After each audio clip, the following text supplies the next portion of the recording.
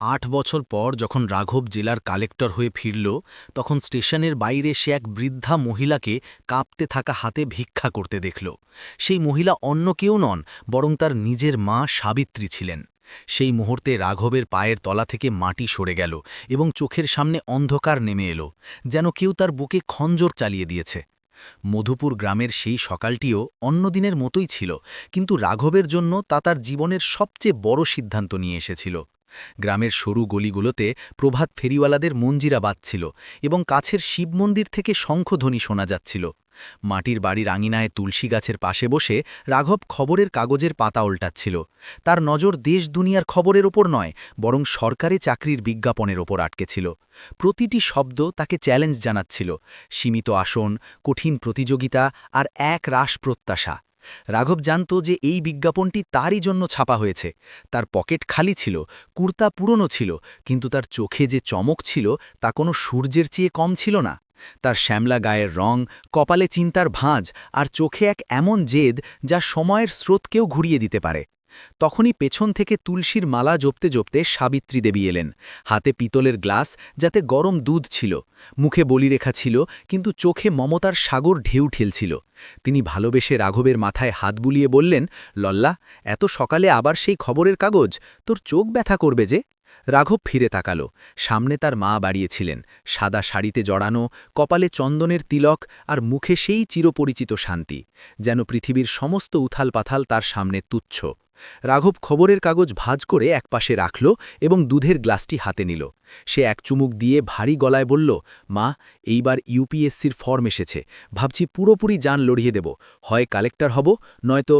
সাবিত্রী তক্ষুনি তার কথা থামিয়ে দিলেন। তার কণ্ঠে কঠোরতা কম আর বিশ্বাস বেশি ছিল। নয়তো আবার কি? তুই হবি, আমার লল্লার রাজা বেটা হবে। আমার তোর ওপর, তোর বাবার সংস্কারের ওপর আর ওপরের মহাদেমের ওপর পুরো ভরসা আছে। রাঘব মায়ের চোখের দিকে তাকিয়ে রয়ে গেল। এটি সেই ভরসাই ছিল যা বাবার মৃত্যুর পর তাকে ভেঙে পড়তে দেয়নি। কিন্তু রাঘব জানত যে শুধু ভরসায় ঘরের উনুন জ্বলে না। ঘরের অবস্থা খুব খারাপ ছিল। বাবার চিকিৎসায় সম্বল বলতে যে জমিটুকু ছিল তা আগেই বিক্রি হয়ে গিয়েছিল। মানুষের তানা বা কটাক্ষ এখন আরও ধারালো হয়ে উঠেছিল। গ্রামবাসীরা বলতো, আরে পড়ে লিখে কেউ কি আর রাজা হয়ে যাবে? চাষবাস রইল না, এখন মজুরি কর, মায়ের বার্ধক্যটা অন্তত শুধরে যাবে। কিন্তু সাবিত্রী সেই কটাক্ষের সামনে পাহাড় হয়ে দাঁড়িয়ে যেতেন। তিনি রাঘবকে সেই বিঁধতে থাকা কথার আঁচও লাগতে দিতেন না। অনেক রাত এমন ছিল যখন রাঘবের ঘুম ভাঙলে সে দেখত যে মা গভীর রাত পর্যন্ত প্রদীপের আলোয় অন্যের জামাকাপড় সেলাই করছেন, যাতে ঘরে দুবেলার রুটির ব্যবস্থা হতে পারে। যখন জিজ্ঞাসা করত তখন তিনি হেসে উড়িয়ে দিতেন, আরে ঘুম আসছিল না, ভাবলাম সময়টাই কাটাই। রাঘব জানত যে তিনি মিথ্যে বলছেন। তিনি নিজের ঘুম, নিজের শান্তি সবকিছু তার স্বপ্নের আগুনে আহুতি দিচ্ছিলেন। একদিন শহরের কোচিংয়ের কথা জানা গেল। ফিস এত বেশি ছিল যে শোনা মাত্রই রাঘবের বুক বসে গেল। সে মন খারাপ করে মাকে বলল, মা থাক, বাড়িতেই পড়ে নেব, এত টাকা আমরা কোথায় পাব? কিন্তু সেই সন্ধ্যায় যখন সে মন্দির থেকে ফিরল তখন সাবিত্রী তার হাতে নোটের একটা তাড়া তুলে দিলেন। রাঘব স্তব্ধ হয়ে গেল। মা, এই টাকা কোথায় পেলে? সাবিত্রী হাসলেন, কিন্তু তার হাসির মধ্যে এক লুকানো যন্ত্রণা ছিল। তোর মায়ের কাছে এখনও গুপ্তধন আছে রে লল্লা। মনে আছে তোর বাবা বিয়েতে যে সোনার কঙ্কন দিয়েছিলেন? ব্যাস, ওটাই কাজে লেগে গেল। রাঘবের চোখ জলে ভরে এলো।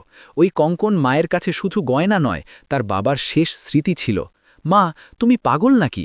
ওটা বাবুজির স্মৃতি ছিল, তুমি ওটা বিক্রি করে দিলে। সাবিত্রী তার চোখের জল মুছিয়ে দিয়ে বললেন, আমার জন্য সবচেয়ে বড় স্মৃতি তো তুই। যদি তুই সফল হস তবেই বুঝব তোর বাবার আশীর্বাদ পেয়ে গেছি। সোনাদানা তো আবার আসবে, কিন্তু এই সময় ফিরে আসবে না বেটা। সেদিন রাঘব অনুভব করল যে ইনি শুধু তার মা নন, ইনি সাক্ষাৎ দেবী, যিনি নিজের হাড় পুড়িয়ে তাকে বজ্র বানাচ্ছেন। তারপর সেই দিনটি এলো যখন রাঘবকে শহরের জন্য বেরোতে হল। ৮ বছরের বনবাস, ৮ বছরের তপস্যা। রেলওয়ে স্টেশনে খুব ভিড় ছিল। চাওয়ালাদের চিৎকার, ইঞ্জিনের বাঁশি আর যাত্রীদের ধাক্কাধাক্কি।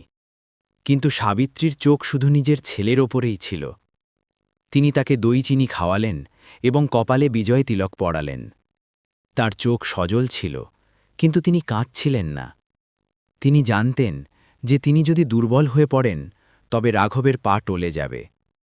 ট্রেনের বাঁশি বাজলে রাঘবের বুক জোরে ধড়ফড় করতে লাগল। সে মায়ের চরণ স্পর্শ করল। সাবিত্রী তাকে বুকে জড়িয়ে ধরলেন, যেন তিনি নিজের কলিজার টুকরোকে সারা জীবনের জন্য নিজের মধ্যে আগলে রাখতে চান। সাবিত্রী ধরা গলায় বললেন, যা লল্লা, কিন্তু কথা দে যে হেরে ফিরবি না। তুই জিতবি, আমার আশীর্বাদ তোর সাথে আছে। রাঘব মায়ের বলিরেখা পড়া হাতগুলো নিজের হাতে নিল এবং শপথ করল, মা, কথা দিচ্ছি, 8 বছর, মাত্র 8 বছর। যখন ফিরব তখন এই স্টেশনে নিজের গাড়িতে তোকে নিতে আসব। তোর ছেলে এবার বড় সাহেব হয়েই পা রাখবে। ট্রেন ধীরে ধীরে চলতে শুরু করল। রাঘব দরজায় দাঁড়িয়ে হাত নাড়াতে থাকল। সাবিত্রী ততক্ষণ হাত নাড়ালেন যতক্ষণ না ট্রেন ধুলো আর কুয়াশার আড়ালে হারিয়ে গেল।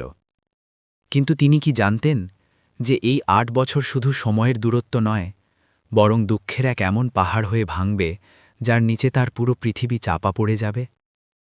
রাঘব তো চলে গেল, কিন্তু স্টেশনের সেই প্ল্যাটফর্মে সাবিত্রী একা রয়ে গেলেন।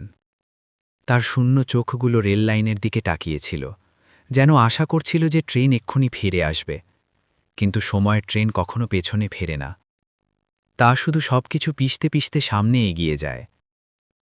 রাঘব যাওয়ার পর সাবিত্রী যখন বাড়ি ফিরলেন, তখন আঙ্গিনা যেন তাকে কামড়াতে আসছিল। সেই তুলসীতলা, সেই পুরনো খাট, সবকিছুই জনশূন্য। আগে যেখানে রাঘব তার বই নিয়ে বসে থাকত, সেখানে এখন শুধু নিস্তব্ধতা বিরাজ করছে। শুরুর কয়েক মাস তো আশার ওপর ভিত্তি করে কেটে গেল। সাবিত্রী নিজেকে কাজের মধ্যে ডুবিয়ে দিলেন। সকালে অন্যের বাড়িতে বাসন মাজা, দুপুরে সেলাই করা, আর সন্ধ্যায় মন্দিরে গিয়ে রাঘবের সফলতার জন্য প্রার্থনা করা। প্রতিবার ডাকপিয়নের সাইকেলের ঘণ্টার আওয়াজে তার বুক ধড়ফড় করে উঠত। তিনি দৌড়ে দরজার কাছে যেতেন, কিন্তু প্রতিবারই নিরাশ হতে হতো। রাঘব বলেছিল যে সে শহর পৌঁছে চিঠি লিখবে, ফোন করবে, কিন্তু কোনো খবর এলো না। না চিঠি, না ফোন। সাবিত্রী নিজেকে বোঝাতেন, লল্লা পড়াশোনায় ব্যস্ত হবে, বড় পরীক্ষার প্রস্তুতি নিচ্ছে, সময় কোথায় ওর? তিনি নিজের মনের ব্যথা চোখের জলের সাথে গিলে ফেলতেন, কিন্তু তিনি জানতেন না যে শহরে যাওয়ার পরই রাঘবের ব্যাগ চুরি হয়ে গিয়েছিল, যাতে তার ফোন আর ডায়েরি ছিল। সে যোগাযোগ করার চেষ্টা করছিল, কিন্তু পরিস্থিতি তাকে এমনভাবে জড়িয়ে ফেলেছিল যে সে চেয়েও মায়ের কাছে নিজের কণ্ঠস্বর পৌঁছাতে পারছিল না। 1 বছর কাটল, 2 বছর কাটল। সাবিত্রীর চোখ তখনও দরজার দিকেই টিকে থাকত। এরপর বিপদ তার আসল রূপ দেখাতে শুরু করল। গ্রামে ভয়াবহ খরা দেখা দিল। কাজ মেলা বন্ধ হয়ে গেল। যে বাড়িতে সাবিত্রী কাজ করতেন তারাও হাত তুলে নিল। বয়স বেড়ে চলেছিল, শরীর আগের মতো সাথ দিত না। একদিন সাবিত্রীর খুব জ্বর এলো। ওষুধের টাকা ছিল না। তিনি গ্রামের মহাজন শেঠ গিরিধারী লালের কাছে গেলেন, যার থেকে রাঘবের পড়াশোনার জন্য আগেও কিছুটা ঋণ নেওয়া হয়েছিল। গিরিধারীলাল খাতা খুলল এবং ধূর্তভাবে হাসল। কাকি, পুরনো হিসেব তো এখনো মেটেনি, ওপর থেকে আবার টাকা? তোমার ছেলে তো শহর গিয়ে নবাব হয়ে গেছে মনে হয়, সে তো একটা পয়সাও পাঠালো না। এখন কে মেটাবে এই ঋণ? সাবিত্রী হাত জোড় করলেন।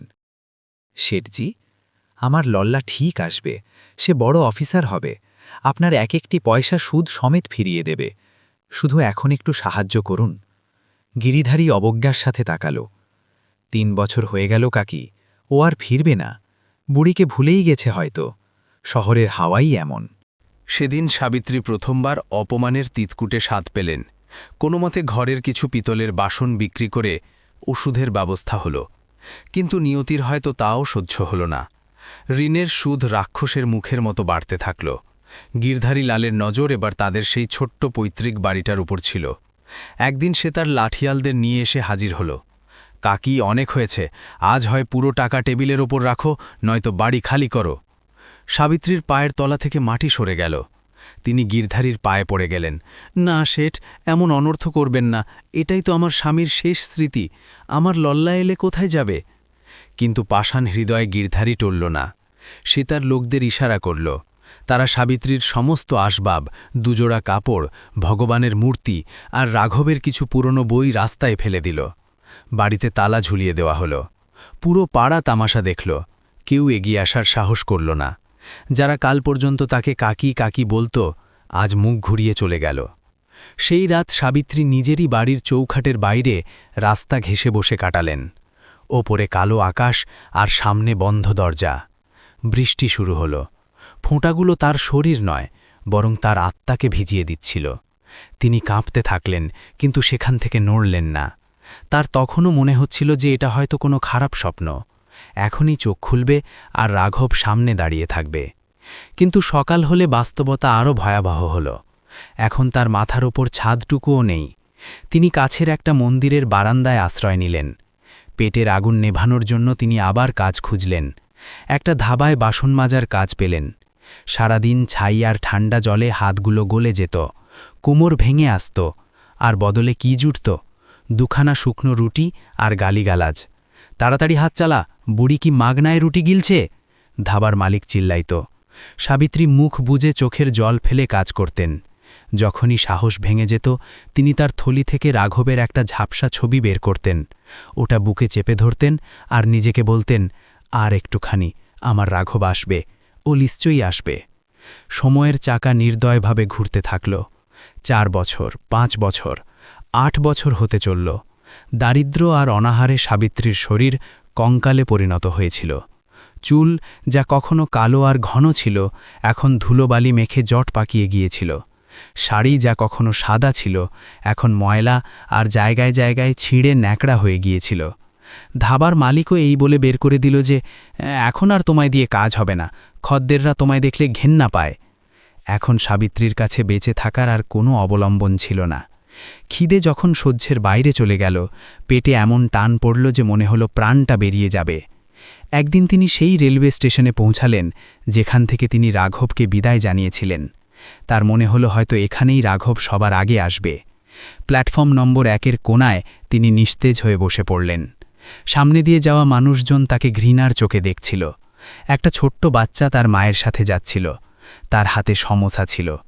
সাবিত্রীর নজর সেই সমোসার ওপর আটকে গেল। খিদে তার সমস্ত মান মর্যাদা, সমস্ত সংস্কার ভেঙে চুরমার করে দিল। তখনই এক যাত্রী তার দিকে একটা কয়েন ছুঁড়ে মারল। কয়েনটা ঝনঝন করে তার সামনে পড়ল। সাবিত্রী ওটা দেখলেন। তার বিবেক চিৎকার করে বলল, না, আমি ভিখারি নই, আমি একজন কালেক্টরের মা। তিনি হাত বাড়ালেন না। কিন্তু তখনই পেটের আগুন আবার হু হু করে জ্বলে উঠল। শরীর কাঁপতে লাগল, চোখের সামনে অন্ধকার ঘনিয়ে এলো। তিনি কাঁপতে থাকা হাতে সেই কয়েনটি তুললেন এবং সেই মুহূর্তেই তার ভেতরের আত্মসম্মান যেন মরে গেল। তার চোখ দিয়ে ঝরঝর করে জল পড়তে লাগল। তিনি কাঁদলেন নিজের ভাগ্যের ওপর, নিজের অবস্থার ওপর, আর সেই বাধ্যবাধকতার ওপর যা একজন মাকে, একজন আত্মসম্মানী মহিলাকে স্টেশনের ভিখারি বানিয়ে দিয়েছিল। এখন এটাই তার দিনলিপি হয়ে গিয়েছিল।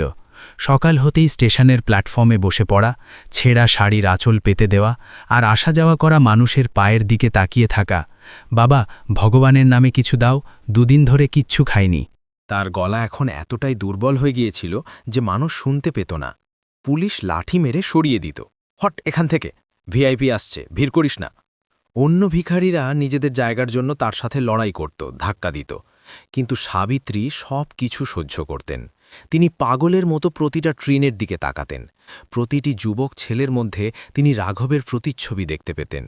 মাঝে মাঝে তিনি কারো পেছনে এই বলে দৌড়াতেন, লল্লা, তুই এসে গেছিস। আর যখন সেই ব্যক্তি ফিরে তাকাত আর অচেনা চেহারা দেখা যেত, তখন সাবিত্রী সেখানেই মাটিতে বসে কাঁদতে শুরু করতেন। 8 বছরের এই বনবাস রামের বনবাসের চেয়েও বেশি কঠিন ছিল, কারণ এখানে কোনো আশার আলো দেখা যাচ্ছিল না। সাবিত্রী এখন আর সেই সাবিত্রী ছিলেন না। তিনি রেলওয়ে স্টেশনের সেই ভিড়ভাট্টার মানচিত্রে একটা দাগ হয়ে রয়ে গিয়েছিলেন, যাকে মানুষ দেখেও না দেখার ভান করে। মানুষ এখন তাকে পাগলি বুড়ি বলতো, কিন্তু কেউ জানত না যে এই ন্যাকড়াগুলোর নিচে একটা মায়ের মন ধকধক করছে, যা আজও নিজের ছেলের পথ চেয়ে বসে আছে। আর তারপর সেই দিনটি এলো। স্টেশনে চাঞ্চল্য বেড়ে গিয়েছিল। চারদিকে পুলিশের পাহারা ছিল, লাল কার্পেট বিছানো হচ্ছিল। মানুষ বলাবলি করছিল, শুনেছি জেলার নতুন কালেক্টর সাহেব আসছেন, খুব কড়া মানুষ, আজ ওর প্রথম ভিজিট। সাবিত্রীর এইসব কথায় কোনো ভ্রুক্ষেপ ছিল না। তিনি তো শুধু এক কোণে খাম্বার আড়ালে কুঁকড়ে বসেছিলেন, ঠান্ডায় কাঁপছিলেন। তিনি কি জানতেন যে ঈশ্বরকে তিনি 8 বছর ধরে অভিশাপ দিয়েছেন, আজ সেই ঈশ্বরই তার জীবনের সবচেয়ে বড় পরীক্ষা আর সবচেয়ে বড় পুরস্কার একসাথে তার সামনে দাঁড় করাতে চলেছেন। নিয়তি তার খেলা সাজিয়ে দিয়েছিল, শুধু পর্দা ওঠা বাকি ছিল। একটা ছেলে কি তার মাকে এই অবস্থায় চিনতে পারবে, নাকি ৮ বছরের দূরত্ব আর পদের চাকচিক্য তার চোখে পট্টি বেঁধে দেবে? সাবিত্রী চিৎকার করে উঠলেন, না, আমার লল্লা! তিনি হেঁচড়াতে হেঁচড়াতে সেই ছবির দিকে এগিয়ে গেলেন এবং ওটাকে এমনভাবে বুকে জড়িয়ে ধরলেন যেন কোনো মা তার সন্তানকে রক্ষা করছে। হাবিলদার তাকে হাত ধরে টেনে সরাতে চাইল। তখনই দূর থেকে সাইরেনের আওয়াজ ভেসে এলো। সাইরেনের সেই শব্দ বাতাস চিরে কাছে আসতে থাকল, প্রথমে কম, তারপর বেশি, আর তারপর এতটাই জোরালো যে পুরো স্টেশন কেঁপে উঠল। হাবিলদার ঘাবড়ে গেল। আরে, সাহেব এসে গেছেন, তুই এখানেই পড়ে থাক, কিন্তু যদি আওয়াজ করেছিস তবে থানায় পুরে দেব। এই বলে সে নিজের টুপি ঠিক করতে করতে দৌড়ে গেল। সাবিত্রী স্বস্তির নিঃশ্বাস ফেললেন। তিনি খাম্বার পেছনে আরও সেটিয়ে গেলেন, যাতে কেউ দেখতে না পায়। স্টেশনের বাইরে গাড়ির বহর থামল। সাদা রঙের চকচকে এসইউভি, যাতে লালবাতি লাগানো ছিল, সবার আগে ছিল। তার পেছনে পুলিশের জিপ আর অফিসারদের সারি। গাড়ির দরজা খুলল, আর একটা উজ্জ্বল কালো জুতো মাটিতে পড়ল। তারপর বাইরে বেরোলেন রাঘবেন্দ্র প্রতাপ সিং। সেই শ্যামলা রং, সেই তীক্ষ্ণ নাক, সেই চওড়া কপাল, কিন্তু এখন সেই মুখে চপলতা নয়, একজন গম্ভীর আর কড়া অফিসারের তেজ ছিল। শরীরে টানটান ইস্ত্রি করা প্যান্ট, আকাশি রঙের শার্ট আর ওপরে কালো নেহেরু জ্যাকেট। চোখে কালো চশমা লাগিয়ে যখন রাঘব স্টেশনের বিল্ডিংটা দেখল, তখন তার মনে এক অদ্ভুত তোলপাড় শুরু হল। এটা সেই স্টেশন যেখান থেকে ৮ বছর আগে সে তার মায়ের চরণ স্পর্শ করে বিদায় নিয়েছিল। রাঘব চশমা খুলে পকেটে রাখল। তার চোখে জল চিকচিক করে উঠল, যা সে তৎক্ষণাৎ চোখের পাতা ফেলে লুকিয়ে নিল। মা, আমি এসে গেছি, সে মনে মনে বিড়বিড় করল। তার মনে হয়েছিল যে আজ সবার আগে সে বাড়ি যাবে, মায়ের পায়ে মাথা রেখে কাঁদবে আর বলবে যে, দেখ মা, তোর লল্লা কালেক্টর হয়ে গেছে। কিন্তু প্রোটোকল আর কর্তব্যের শিকল তাকে বেঁধে রেখেছিল।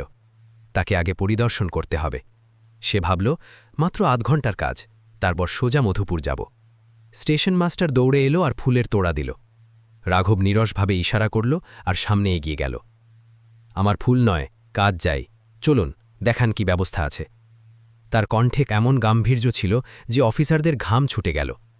রাঘব প্ল্যাটফর্মের সামনে এগোল। তার পেছনে পুরো দলবল চলছিল। সে প্রতিটি জিনিস খুঁটিয়ে দেখছিল। এই কলটা কেন চুইয়ে জল পড়ছে? এই ফ্যানটা কেন বন্ধ? যাত্রীদের বসার বেঞ্চ এত নোংরা কেন? তার প্রশ্নগুলো তীক্ষ্ণ ছিল, আর উত্তর কারোর কাছে ছিল না। হাঁটতে হাঁটতে রাঘব প্ল্যাটফর্মের সেই অংশের দিকে এগোল যেখানে সাধারণত ভিড় কম থাকে। অফিসাররা তাকে থামানোর চেষ্টা করতে লাগল। স্যার, ওদিকে বিশেষ কিছু নেই, শুধু স্টোর রুম আছে, একজন অফিসার বললেন, কিন্তু রাঘব থামল না। তার মনে পড়ে গেল যে ছোটবেলায় যখন সে আর মা এখানে আসতেন, তখন এই দিকেই গাছের নিচে বসতেন, কারণ ওখানে ছায়া থাকত। স্মৃতির সেই সুতো ধরেই সে সামনে এগোতে থাকল। ওখানে পরিষ্কার পরিচ্ছন্নতা কম ছিল। ফিনাইলের সুবাস ওখানে পৌঁছায়নি, বরং ওখানে নোনা ধরা আর নোংরার মিশেল একটা দুর্গন্ধ আসছিল। রাঘবের ভুরু কুচকে গেল। আমি বলেছিলাম পুরো স্টেশন পরিষ্কার হওয়া চাই, এটা কি? সে রাগে ঘুরে দাঁড়াতে যাবে, তখনই সে একটা খুব ক্ষীণ গোঙানির শব্দ শুনতে পেল। বাবুজি, একটু জল। গলাটা খুব দুর্বল ছিল, ভেঙে আসছিল, কিন্তু সেই কণ্ঠস্বরের কম্পনে এমন কিছু ছিল যা রাঘবের পা আটকে দিল, যেন কেউ অদৃশ্য দড়ি দিয়ে তাকে বেঁধে ফেলেছে। সেই কণ্ঠস্বরটি খুব চেনা ছিল, ভীষণ চেনা। রাঘবের বুক জোরে ধরফর করে উঠল। সে কর্মকর্তাদের হাতের ইশারায় চুপ থাকতে বলল। চারদিকে নিস্তব্ধতা নেমে এলো। সে ধীরে ধীরে সেই খাম্বাটির দিকে এগিয়ে গেল, যার পেছনে একটি পুটলির মতো আকৃতি পড়েছিল। কর্মকর্তারা বলল, স্যার, এটি পাগল ভিখারিনী, আমরা একে এক্ষুনি সরিয়ে দিচ্ছি। কিন্তু রাঘব তাদের দিকে এতটাই কঠোর দৃষ্টিতে তাকালো যে তাদের কথা বলা বন্ধ হয়ে গেল। রাঘব সেই বৃদ্ধা মহিলার কাছে গিয়ে থামল। তার কাপড় ছেঁড়া ছিল, চুল ধুলোবালি মাখা আর জট পাকানো, মুখ হাঁটুতে লুকানো ছিল। রাঘবের এক অদ্ভুত অস্বস্তি হল। সে ঝুঁকে জিজ্ঞাসা করল, মাতাজি, আপনি ঠিক আছেন? মাতাজি শব্দটি শোনা মাত্রই সাবিত্রীর শরীরে এক শিহরণ বয়ে গেল। ৮ বছর ধরে তিনি শুধু গালিগালাজার অপমান শুনেছিলেন। আজ কেউ তাকে মাতাজি বলল, আর সেই কণ্ঠস্বর তো তার স্বপ্নের কণ্ঠস্বর ছিল। সাবিত্রী কাঁপতে কাঁপতে ধীরে ধীরে নিজের মাথা তুললেন। তার চোখ দুটি, যা খিদে আর চোখের জলে ঝাপসা হয়ে গিয়েছিল, রাঘবের মুখের উপর থমকে গেল। রাঘবও তার দিকে তাকিয়েছিল। প্রথম মুহূর্তে সে বুঝতে পারল না এই বৃদ্ধা, দুর্বল, অসহায় মহিলাটি কে। কিন্তু তারপর তার নজর সেই মহিলার কপালে থাকা একটি ছোট্ট চোটের চিহ্নের ওপর পড়ল। এই চিহ্ন তো তার মায়ের তখন লেগেছিল যখন ছোটবেলায় রাঘবকে বাঁচাতে গিয়ে তিনি পড়ে গিয়েছিলেন। আর তারপর সে তার চোখের দিকে তাকাল, সেই চোখ যাতে দুনিয়ার সমস্ত যন্ত্রণা ছিল, কিন্তু তবুও তাতে সেই মমতাই ছিল যা ৮ বছর আগে ছিল। সময় যেন থমকে গেল। স্টেশনের শোরগোল, পুলিশের বাঁশি, ট্রেনের আওয়াজ সব গায়েব হয়ে গেল। সেখানে শুধু একজন ছেলে আর একজন মা ছিল। রাঘবের হাত থেকে ফাইলটি ছিটকে মাটিতে পড়ে গেল। তার পুরো শরীর কাঁপতে লাগল। তার গলা বুঝে এলো, ঠোঁট কাঁপছিল কিন্তু কোনো শব্দ বেরোচ্ছিল না। সাবিত্রী অবাক চোখে তাকে দেখলেন। তার শুকনো ঠোঁট থেকে একটি ফিসফিসানি বেরোল। লল্লা, তুই এসে গেছিস? এটা শোনামাত্রই রাঘবের ধৈর্যের বাঁধ ভেঙে গেল। যে কালেক্টর রাঘবেন্দ্র প্রতাপ সিংকে পুরো জেলা ভয় পেত, সে সেই মুহূর্তেই একটি ছোট্ট বাচ্চা হয়ে গেল। সে হাঁটুর ওপর ভর দিয়ে সেই নোংরা মেঝেতেই বসে পড়ল। সে সাবিত্রীর 2 হাত নিজের হাতের মুঠোয় নিল। যে হাত একসময় মাখনের মতো নরম ছিল, আজ তা পাথরের মতো শক্ত আর ঠান্ডা হয়ে গিয়েছিল। রাঘব চিৎকার করে উঠল, মা, মা, এ কি হাল তোর? আমি রাঘব, তোর রাঘব। তার চিৎকার এতটাই যন্ত্রণাদায়ক ছিল যে সেখানে দাঁড়িয়ে থাকা প্রতিটি মানুষের বুক কেঁপে উঠল। সাবিত্রীর বিশ্বাস হচ্ছিল না। তিনি কাঁপতে থাকা হাতে রাঘবের মুখ, তার উর্দি, তার চুল স্পর্শ করে দেখলেন। আমার রাজা বেটা সত্যিই এসে গেছে। আমি বলেছিলাম না তুই আসবি? এতটুকু বলতেই সাবিত্রীর চোখের মনি উল্টে গেল। খুশির এই আধিক্য আর বছরের পর বছরের খিদে তার দুর্বল শরীর সহ্য করতে পারল না। তিনি রাঘবের কোলে ঢলে পড়লেন। মা, মা, চোখ খোলো, মা! রাঘব পাগলের মতো চিৎকার করতে লাগল। সে তাকে ঝাঁকুনি দিল। ডাক্তার, অ্যাম্বুলেন্স জলদি ডাকো! তার গর্জনে পুরো স্টেশন কেঁপে উঠল। কর্মকর্তারা যারা এতক্ষণ মূর্তির মতো দাঁড়িয়েছিল তারা সজাগ হল আর ওয়াকিটকির মাধ্যমে চিৎকার করতে লাগল। রাঘব কারোর জন্য অপেক্ষা করল না। সে তার মাকে, সেই নোংরা ভিখারিনীর বেশে থাকা নিজের জননীকে নিজের কোলে তুলে নিল। তার দামি উর্তিতে কাদা আর ময়লা লেগে গেল, কিন্তু তার কোনো খেয়াল ছিল না। সে দৌড়ে বাইরের দিকে গেল। গাড়ি বের করো, সিভিল হাসপাতাল এক্ষুনি! তার কণ্ঠে এমন রুদ্ররূপ ছিল যে ড্রাইভারের হাত কেঁপে গেল। রাঘব পেছনের সিটে বসল। মায়ের মাথা নিজের কোলে রাখল। গাড়ি সাইরেন বাজিয়ে বাতাসের বেগে ছুটতে লাগল। রাঘব অনবরত মায়ের গাল থাপড়াচ্ছিল। তার ঠান্ডা হয়ে যাওয়া হাত ঘষছিল। তার চোখ দিয়ে অবিরাম জল ঝরছিল। মা, আমাকে ক্ষমা করে দে, আমি দেরি করে ফেলেছি, খুব দেরি করে এসেছি। তুই ওঠ মা, দেখ তোর রাঘব কালেক্টর হয়ে গেছে, এখন তোর আর কোনো দুঃখ হবে না। ওঠ না মা! সে বাচ্চাদের মতো ডুকরে কাঁদছিল। তার সেই মুহূর্তের কথা মনে পড়ছিল যখন মা নিজের কঙ্কন বিক্রি করে তাকে কোচিংয়ে পাঠিয়েছিলেন। তার মনে পড়ল কিভাবে তিনি নিজে না খেয়ে তাকে খাওয়াতেন। আর আজ সেই মা খিদের জ্বালায় জ্ঞান হারিয়ে তার কোলে পড়ে আছে। এটা ভেবে রাঘবের রক্ত টকবক পড়ে ফুটে উঠল। তার নিজের ওপর ঘৃণা হচ্ছিল, আর সেই সমাজের ওপর যে তার মাকে এই অবস্থায় পৌঁছে দিয়েছে। হাসপাতালে পৌঁছতেই স্ট্রেচার তৈরি ছিল। ডাক্তারদের টিম দৌড়ে এলো। জেলার ডিএমের মায়ের ব্যাপার ছিল। পুরো হাসপাতাল প্রশাসন তৎপর হয়ে উঠল। সাবিত্রীকে ইমার্জেন্সি ওয়ার্ডে নেওয়া হলো। রাঘব ভেতরে যেতে চাইছিল, কিন্তু ডাক্তাররা তাকে আটকে দিল। স্যার, প্লিজ বাইরে থাকুন, আমাদের চিকিৎসা করতে দিন, অবস্থা আশঙ্কাজনক। দরজা বন্ধ হয়ে গেল। রাঘব বাইরে দেওয়ালের উপর ভর দিয়ে মাটিতে বসে পড়ল। সে নিজের মাথা হাঁটুর মধ্যে লুকিয়ে ফেলল। তার উর্দিতে মায়ের শরীরের ময়লা আর চোখের জল মিশে একাকার হয়ে গিয়েছিল। আজ তার এই উর্দি, এই পদমর্যাদা সবকিছু বৃথা মনে হচ্ছিল। কিসের এই কালেক্টর পদ যদি আমি আমার মাকে দুবেলার রুটি দিতে না পারি? সে নিজেকে অভিশাপ দিচ্ছিল। কিছুক্ষণ পর তার পিএ, ব্যক্তিগত সহকারী, জলের বোতল নিয়ে এলো। স্যার, জল। রাঘব বোতলটি হাতে নিয়ে পুরো শক্তি দিয়ে সামনের দেওয়ালে ছুঁড়ে মারল। কাঁচ ছড়িয়ে পড়ল। পিএ ঘাবড়ে গিয়ে পিছিয়ে গেল। রাঘব উঠে দাঁড়াল। তার চোখে এখন জল ছিল না, সেখানে তখন আগ্নেয়গিরি জ্বলছিল। সে শান্ত ছিল, কিন্তু এটি ছিল তুফানের আগের স্তব্ধতা। সে পিয়ের দিকে তাকাল। তার চোখ লাল আগুনের মতো জ্বলছিল। মিশ্রা, রাঘব ধীর কিন্তু অত্যন্ত ভারী গলায় বলল। জি স্যার। মিশ্রার বুক ক্ষেপে উঠল। আমার মা গত ৮ বছর ধরে এখানে ছিল। মধুপুর গ্রামে আমার ঘর ছিল, জমি ছিল, সব কোথায় গেল? তিনি রাস্তায় কিভাবে এলেন? কে তার ঘর কেড়ে নিয়েছে? কে তাকে এক এক দানা খাবারের জন্য মুখাপেক্ষী করেছে? আমার প্রতিটি নাম চাই, এক্ষুনি, এই মুহূর্তে। মিশ্রা তোতলাতে তোতলাতে বলল, জি স্যার, আমি এক্ষুনি পাটোয়ারি আর থানার দারোগাকে ডাকছি। শুধু ডাকা নয়, রাঘব দাঁত চেপে বলল, পুরো রিপোর্ট চাই, গ্রামের পঞ্চায়েত থেকে শুরু করে সেই মহাজন পর্যন্ত যেই আমার মায়ের দিকে চোখ তুলে তাকিয়েছে সবার কাঁচা তালিকা আমার চাই। আর শুনে রাখো, যদি কেউ সত্যিটা লুকানোর চেষ্টা করে তবে তাকে আমি এমন জায়গায় পাঠাবো যেখানে সূর্যের আলো পৌঁছায় না। যাও। মিশ্রা দৌড়ে চলে গেল। রাঘব সেখানেই দাঁড়িয়ে রইল, আইসিইউয়ের বন্ধ দরজার দিকে তাকিয়ে। তার মাথায় মায়ের সেই ছবিটা গেঁথে গিয়েছিল, স্টেশনের মেঝেতে পড়ে থাকা ভিক্ষা করা অবস্থায়। আর দ্বিতীয় ছবিটা সেই গ্রামবাসীদের, যারা তাকে ভরসা দিয়েছিল যে তারা মায়ের খেয়াল রাখবে। তার কষ্ট এখন ক্রোধে পরিণত হচ্ছিল, এমন এক ক্রোধ যা তাণ্ডব সৃষ্টি করতে চলেছিল। সে মনে মনে কসম খেল, মা, তুই শুধু ঠিক হয়ে যা। যারা তোকে কাঁদিয়েছে, যারা তোকে এই অবস্থায় পৌঁছে দিয়েছে, আমি তাদের চোখের জল রক্ত করে ছাড়ব। আজ জেলার কালেক্টর নয়, একজন ছেলে বিচার করবে, আর আমার বিচার খুব ভয়ানক হবে। ওদিকে আইসিইউর ভেতরে যন্ত্রপাতির বিপ বিপ আওয়াজ চলছিল। ডাক্তাররা সাবিত্রীর শ্বাস ফিরিয়ে আনার চেষ্টা করছিল। তার শরীর হাড়ের খাঁচায় পরিণত হয়েছিল, রক্তাল্পতাও ছিল প্রবল। নার্সরা নিজেদের মধ্যে ফিসফিস করছিল। বেচারি কতদিন ধরে না খেয়েছিল, পেটটা নাড়ির সাথে লেগে গেছে। বাইরে দাঁড়িয়ে রাঘব কাঁচের জানলা দিয়ে এসব দেখছিল। প্রতিটা মুহূর্ত যাওয়ার সাথে সাথে তার মুখ কঠোর হয়ে উঠছিল। সে নিজের পকেট থেকে ফোন বের করে পুলিশ সুপারকে কল করল। জয় হিন্দ স্যার। এসপি ফোন তুললেন। জয় হিন্দ। রাঘবের কণ্ঠে বরফের মতো শীতলতা ছিল। ফোর্স তৈরি রাখো, আমাকে মধুপুর গ্রামে যেতে হবে, আর ওখানকার থানার দারোগাকে সাসপেন্ড করো এক্ষুনি। কিন্তু স্যার, হয়েছেটা কি? এসপি অবাক হলেন। হয়েছেটা এই এসপি সাহেব, রাঘব বলল। এই জেলার প্রশাসনের নাকের ডগায় একজন মাকে তিলে তিলে মেরে ফেলা হয়েছে, আর এখন সেই মায়ের ছেলে হিসাব নিতে আসছে। ফোন কেটে রাঘব আবার আইসিইউর দিকে তাকালো। তখনই একজন ডাক্তার বাইরে এলেন। রাঘব এক ঝটকায় তার কাছে গেল। ডাক্তার, মা কেমন আছেন? ডাক্তার চশমা খুলে গম্ভীর স্বরে বললেন, মিস্টার রাঘব, অবস্থা খুব খারাপ।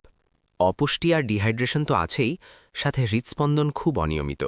মনে হচ্ছে তিনি বাঁচার ইচ্ছা ছেড়ে দিয়েছিলেন। আগামী 24 ঘন্টা খুব ক্রিটিক্যাল।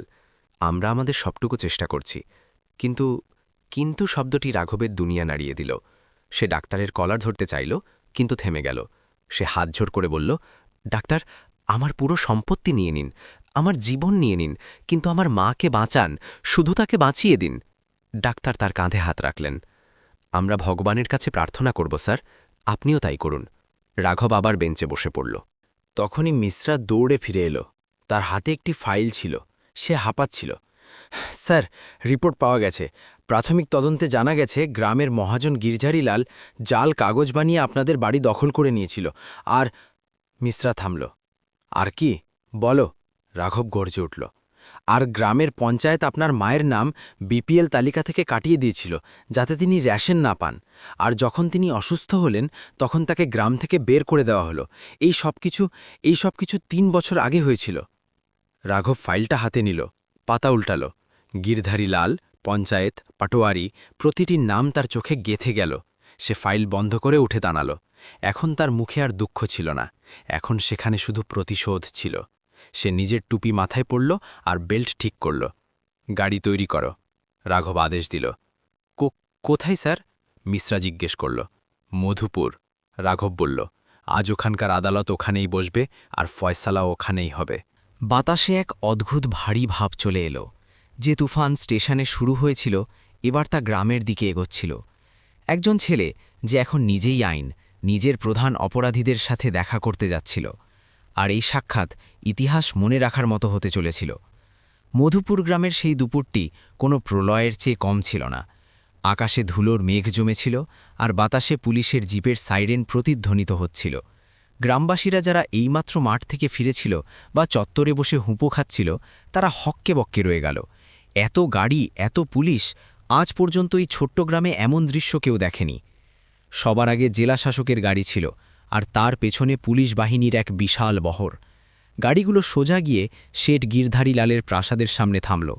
সেই প্রাসাদ, যার দরজা থেকে একসময় সাবিত্রীকে ধাক্কা মেরে বের করে দেওয়া হয়েছিল। গিরধারীলাল নিজের বারান্দায় বসে রূপোর গ্লাসে লাচ্ছি খাচ্ছিল।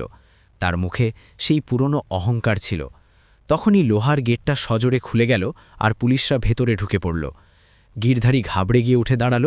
আরে, এটা কি ধরনের অভদ্রতা? জানেন না আমি কে? কিন্তু পরের মুহূর্তেই যখন সে রাঘবকে গাড়ি থেকে নামতে দেখল, তার হাত থেকে গ্লাসটা ছিটকে পড়ে গেল। লাচ্ছি মেঝেতে ছড়িয়ে পড়ল, ঠিক যেমনটা তার অহংকার ধুলোয় মিশতে চলেছিল। রাঘব ধীরে ধীরে হেঁটে তার সামনে এলো। তার চলনে সিংহের মতো দাপট আর চোখে মহাদেবের মতো ক্রোধ ছিল। সে নিজের কালো চশমাটা খুলল আর গিরধারীর চোখের দিকে স্থির তাকিয়ে রইল। চারপাশ এতটাই নিস্তব্ধ ছিল যে গিরধারীর দ্রুত শ্বাস ফেলার শব্দও শোনা যাচ্ছিল। চিনতে পারলে শেঠ? রাঘবের কণ্ঠস্বর খুব ধীর ছিল, কিন্তু তাতে এতটা ওজন ছিল যে গিরধারী কুঁকড়ে গেল। ৮ বছরে কি স্মৃতিশক্তি দুর্বল হয়ে গেছে? গিরধারীর গলা শুকিয়ে গেল। তার সেই ছোট ছেলেটির কথা মনে পড়ল যে একসময় নিজের মায়ের সাথে হাত জোড় করে দাঁড়িয়ে থাকত। কিন্তু আজ সেই ছেলেটি কাল হয়ে সামনে দাঁড়িয়েছিল। গিরধারী ঢোক গিরে তোতলাতে তোতলাতে বলল, সাহেব, রাঘব বেটা। বেটা বলবে না। রাঘব গর্জে উঠল। তার গর্জনে প্রাসাদের দেওয়ালগুলো থরথর করে কেঁপে উঠল। আমি এই জেলার কালেক্টর রাঘবেন্দ্র প্রতাপ সিং, আর যে মহিলাকে তুমি ঘরছাড়া করেছ, যে মাকে তুমি এক ফালি খাবারের জন্য ভিখারি বানিয়েছ, আমি তার ছেলে। রাঘব পাশে দাঁড়িয়ে থাকা এসপিকে ইশারা করল, গ্রেফতার করো একে, আর এর মনিম, পাটোয়ারি আর ওই পঞ্চায়েতকেও এক্ষুনি এখানে হাজির করো। দেখতে দেখতে পুলিশরা গিরধারীকে হ্যাঁচড়াতে হ্যাঁচড়াতে জিপে তুলতে লাগল। সে অনুনয় করছিল, সাহেব, ভুল হয়ে গেছে, দয়া করুন, আমি আপনার পুরনো ঋণ মাফ করে দেব, প্রাসাদ ফিরিয়ে দেব। রাঘব তার কাছে গেল আর কানে কানে ফিসফিস করে বলল, ঋণ তো এবার তুমি শোধ করবে গিরধারী, সুদ সমেত। আর প্রাসাদের কথা বলছ, ওটা তো আমারই ছিল, কিন্তু তুমি যে আমার মায়ের আত্মসম্মানে আঘাত দিয়েছ, তার হিসাব জেলখানার ভেতরে হবে। ৮ ঘণ্টার মধ্যে পুরো গ্রাম জড়ো হয়ে গেল। পঞ্চায়েত আর পাটোয়ারিও মাথা নিচু করে দাঁড়িয়েছিল। রাঘব গ্রামবাসীদের দিকে তাকাল, সেই লোকগুলো যারা শুধু তামাশা দেখেছিল। রাঘব মাইক হাতে নিল। তার কণ্ঠে বেদনা আর রাগ দুটোরই মিশেল ছিল। আপনারা সবাই দেখেছিলেন না, যখন একজন বিধবা মাকে ঘর থেকে বের করা হচ্ছিল, যখন তিনি খিদের জ্বালায় ছটফট করছিলেন, তখন আপনাদের কারোর বিবেক জাগেনি। আপনারা সবাই মন্দিরে যান, পুজো করেন, কিন্তু একজন রক্তমাংসের মায়ের মধ্যে আপনারা দেবীকে দেখতে পেলেন না। গ্রামবাসীদের মাথা লজ্জায় নত হয়ে গেল। কারো চোখে চোখ মেলাবার সাহস ছিল না। রাঘব ওখানেই দাঁড়িয়ে আদেশ জারি করল। গিরধারীর সমস্ত বেনামি সম্পত্তি বাজেয়াপ্ত করা হলো, পাটোয়ারিকে সাসপেন্ড করা হলো, আর পঞ্চায়েতের বিরুদ্ধে তদন্তের নির্দেশ দেওয়া হলো। রাঘব নিজের পুরনো জমির কাগজ ফেরত নিল, কিন্তু এখন তার উদ্দেশ্য শুধু জমি পাওয়া ছিল না। সে ঘোষণা করল, আজ থেকে এই প্রাসাদ, যা গিরধারী আমার মায়ের থেকে কেড়ে নিয়েছিল, এখন এটি সাবিত্রী সেবা সদন হবে। এখানে গ্রামের প্রতিটি অসহায় বৃদ্ধা মহিলা বিনামূল্যে খাবার আর আশ্রয় পাবেন, যাতে ভবিষ্যতে কোনো সাবিত্রীকে আর ভিক্ষা করতে না হয়। মানুষ অবাক হল। প্রতিশোধ নেওয়ার এই ধরন কেউ কখনো ভাবেনি। রাঘব মন্দকে ভালো দিয়ে জয় করেছিল। কাজ শেষ করে রাঘব তৎক্ষণাৎ শহরের দিকে ফিরল। তার মন এখনও হাসপাতালেই পড়েছিল। যখন সে হাসপাতালে পৌঁছল, তখন সন্ধ্যা হয়ে গিয়েছিল। আইসিইউর বাইরে নিস্তব্ধতা ছিল। ডাক্তার বাইরে এলেন, তার মুখে হাসি ছিল। অভিনন্দন স্যার, আপনার মায়ের জ্ঞান ফিরেছে, বিপদ কেটে গেছে, তিনি বারবার আপনার নাম নিচ্ছেন। রাঘবের জন্য এই খবর অমৃতের মতো ছিল। সে বাইরে জুতো খুলে আইসিইউর ভেতরে গেল। বিছানায় সাবিত্রী শুয়েছিলেন, তার হাতে স্যালাইনের পাইপ লাগানো ছিল, মুখে অক্সিজেন মাস্কের দাগ, কিন্তু চোখ দুটি দরজার দিকেই স্থির ছিল। রাঘবকে দেখামাত্রই তার শুকনো ঠোঁটে এক ক্ষীণ হাসি ফুটে উঠল। রাঘব দৌড়ে কাছে গেল আর হাঁটুর উপর বসে তার হাত নিজের গালে স্পর্শ করাল। মা, তার কণ্ঠস্বর বুঝে এলো, আমি এসে গেছি মা, সব ঠিক হয়ে গেছে, এখন আর তোর কোনো দুঃখ হবে না। সাবিত্রী খুব ধীরে নিজের আঙুলগুলো তার চুলে বুলিয়ে দিলেন। পাগল ছেলে, তুই কাঁদছিস কেন? দেখ, আমি ঠিক আছি, আমি জানতাম তুই আসবি, আমার মন বলতো। রাঘব চোখের জলের মাঝেই হাসি মুখে বলল, মা, আমি গিরধারীকে উচিত শিক্ষা দিয়েছি, আমাদের ঘর ফিরে পেয়েছি, এবার আমরা রাজার মতো থাকব, আমি তোকে দুনিয়ার সমস্ত খুশি দেব। সাবিত্রী না সূচক মাথা নাড়লেন। তার কণ্ঠস্বর খুব ক্ষীণ হলেও স্পষ্ট ছিল, না লাল্লা, আমার ঘর চাই না, আমার রাজপ্রাসাদ চাই না, আমার শুধু তোকে চাই, তুই আমার পাশে থাক, এটাই আমার সবচেয়ে বড় সম্পদ। সেই মুহূর্তে রাঘব বুঝতে পারল যে মায়ের মন কত বিশাল হয়। সে পৃথিবী জয় করেছিল, কিন্তু মায়ের কাছে সে এখনও সেই ছোট্ট রাঘবই ছিল। পরের কয়েক সপ্তাহে সাবিত্রীর স্বাস্থ্যে দ্রুত উন্নতি হল। রাঘব দিন রাত তার সেবা করল। সে নিজের হাতে তাকে খাইয়ে দিত, ওষুধ দিত, আর সারা রাত তার পাশে বসে গল্প শুনত। হাসপাতালের কর্মী আর ডাক্তাররা অবাক হতেন। একজন কড়া ডিএম যে বাইরে সিংহের মতো গর্জন করে, সে নিজের মায়ের সামনে একজন বাধ্য সন্তানের মতো থাকত। যখন সাবিত্রী পুরোপুরি সুস্থ হলেন, রাঘব তাকে বাড়ি নিয়ে যাওয়ার জন্য এলো।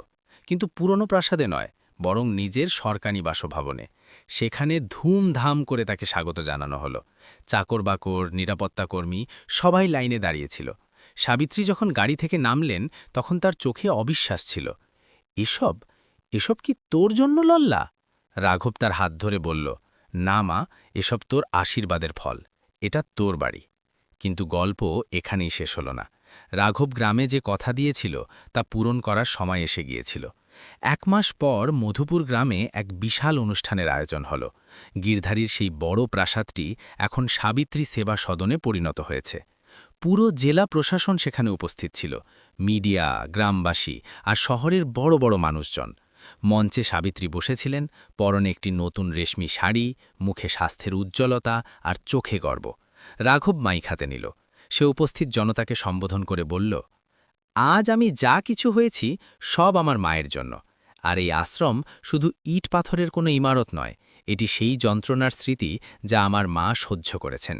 এটি সেই খিদের উত্তর যা তিনি স্টেশনে অনুভব করেছিলেন। রাঘব তার মাকে ফিতে কাটার জন্য ডাকল। সাবিত্রীর চোখ জলে ভরে এলো। তিনি কাঁপতে থাকা হাতে কাঁচি চালালেন, আর ফিতে কাটার সাথে সাথেই হাততালির গর্জনে আকাশ কেঁপে উঠল। সাবিত্রী রাঘবকে বুকে জড়িয়ে ধরলেন। সেখানে উপস্থিত প্রতিটি মানুষের চোখ সজল ছিল। সেই দিনের পর থেকে ওই জেলার চেহারা বদলে গেল। রাঘব একটি বিশেষ অভিযান শুরু করল, মিশন সাবিত্রী। রাস্তায় ঘুরে বেড়ানো প্রতিটি অসহায় বৃদ্ধ-বৃদ্ধাকে খুঁজে বের করা হলো আর তাদের আশ্রমে আনা হলো। রাঘব প্রায়ই রাতে নিজে টহলে বেরোত, এটা নিশ্চিত করতে যে কেউ খোলা আকাশের নিচে যেন না খেয়ে না ঘুমোয়। এক সন্ধ্যায় রাঘব আর সাবিত্রী সেই রেলওয়ে স্টেশনে গেলেন, সেই 1 নম্বর প্ল্যাটফর্মে। এখন সেখানে আর নোংরা ছিল না, বরং একটি পরিষ্কার পরিচ্ছন্ন ওয়েটিং রুম ছিল। রাঘব সেই খাম্বাটির পাশে গিয়ে দাঁড়াল যেখানে তার মাকে খুঁজে পেয়েছিল। সে চুপ ছিল। সাবিত্রী তার কাছে এলেন আর কাঁধে হাত রাখলেন। কি ভাবছিস লল্লা? রাঘব গভীর দীর্ঘশ্বাস নিল। মা, মাঝে মাঝে ভাবি, ভগবান আমাদের এত কষ্ট কেন দিলেন? তোকে 8 বছর ধরে নরকের মতো জীবন কেন কাটাতে হলো? কি ক্ষতি করেছিলাম আমরা কারোর? সাবিত্রী হাসি মুখে আকাশের দিকে তাকালেন, যেখানে এখন তারাগুলো চিকচিক করছিল। তিনি খুব গভীর এক কথা বললেন, যা রাঘবের মনে গেঁথে গেল। বেটা, সোনা যতক্ষণ আগুনে না পড়ে ততক্ষণ কুন্দন হয় না, আর লোহায় যতক্ষণ আঘাত না পড়ে তা তরবারি হয় না। হয়তো ভগবান তোমায় শুধু একজন কালেক্টর বানাতে চাননি, তিনি তোমায় একজন মানুষ বানাতে চেয়েছিলেন। যদি তুই আমার খিদে না দেখতি, তবে কি তুই আজ ওই হাজারো ক্ষুধার্ত মানুষের কষ্ট বুঝতে পারতি? যদি তুই আমায় রাস্তায় না দেখতি, তবে কি তুই আজ ওই অসহায় মানুষদের জন্য মাথা গোজার ঠাই বানাতি? রাঘব মায়ের দিকে তাকাল। তার কথায় যেন বেদের জ্ঞান ছিল। ভগবান আমাদের ভেঙেছেন যাতে আমরা অন্যদের গড়ে তুলতে পারি। আমার কষ্ট, আমার বনবাস বৃথা যায়নি। লল্লা দেখ, আজ সেই কষ্টের কারণেই কত মানুষ সুখ পাচ্ছে। এটাই নিয়তি, এটাই কর্ম। রাঘবের মন শান্ত হয়ে গেল। তার সমস্ত প্রশ্ন, সমস্ত অভিযোগ সেই এক মুহূর্তেই শেষ হয়ে গেল। সে নিচু হয়ে মায়ের চরণ স্পর্শ করল, আর মা তাকে বুকে জড়িয়ে নিলেন। ঠিক সেই সময় দূর থেকে একটি ট্রেন চলে গেল। তার তীব্র আলো মা ছেলের মুখকে আলোকিত করে দিল। বাতাসের এক ঝলক এলো, যাতে এখন আর ফিনাইলের গন্ধ নয়, বরং আশার সুবাস ছিল। রাঘব মায়ের হাত ধরল। চলো মা। হ্যাঁ বেটা, চল।